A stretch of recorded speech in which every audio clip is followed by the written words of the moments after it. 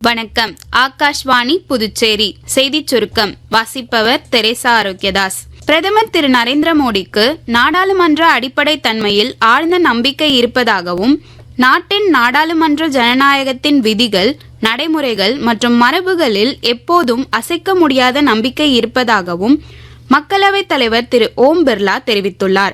பிரதமர் அவருக்கு எழுதிய கடிதத்திற்கு பதிலளித்து பேசுகையில் அவர் இவ்வாறு தெரிவித்தார். மகாராஷ்டிராவின் நாக்பூரில் உள்ள சிம்பயோசிஸ் ஆடிட்டோரியத்தில் நடைபெற்ற சாலை பாதுகாப்பு பிரச்சார நிகழ்ச்சியில் மாணவர்களுடன் கலந்துரையாடிய மத்திய சாலை போக்குவரத்து மற்றும் நெடுஞ்சாலைத்துறை அமைச்சர் திரு நிதின் கட்கரி, மக்களை, குறிப்பாக இளைஞர்கள் போக்குவரத்து விதிகளை கடுமையாக பின்பற்றவும் வாகனம் ஓட்டும்போது வேகத்தை கட்டுப்படுத்தவும் கேட்டுக்கொண்டார். உயிர்களை காப்பாற்ற சாலை பாதுகாப்பு விதிகளை பின்பற்றுமாறு குடிமக்களுக்கு அவர் வேண்டுகோள் விடுத்தார். தேர்தல் விதிமுறைகள் நடைமுறைக்கு வந்ததை அடுத்து புதுச்சேரியில் போஸ்டர்கள் ஒட்ட, பேனர்கள் வைக்க தடை செய்யப்பட்டுள்ளது.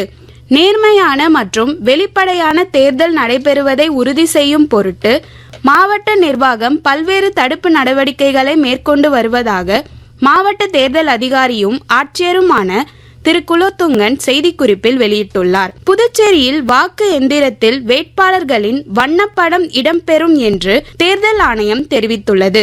இத்துடன் இந்த செய்தி சுருக்கம் நிறைவு பெறுகிறது.